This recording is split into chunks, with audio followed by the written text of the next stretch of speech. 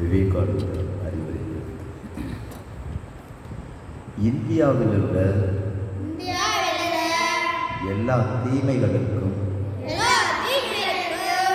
நம் நாட்டு ஏழை மக்களின் தாழ்ந்த நிலைதான் காரணம். தாழ்ந்த நிலையில் இருக்கும் நம்முடைய மக்களுக்கு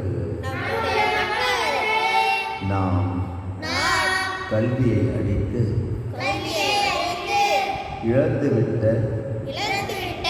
தங்களின் உயர்ந்த நிலையை அவர்கள் வளர்த்துக் கொள்ளும்படி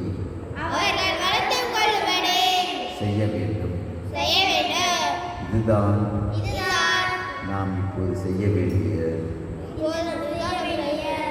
ஒரே சேவையாகும். உயர்ந்த கருத்துக்களை தாழ்ந்த நிலையில் இருக்கும் நம் மக்களுக்கு கொடுங்கள். அந்த ஒரே ஒரு உதவிதான்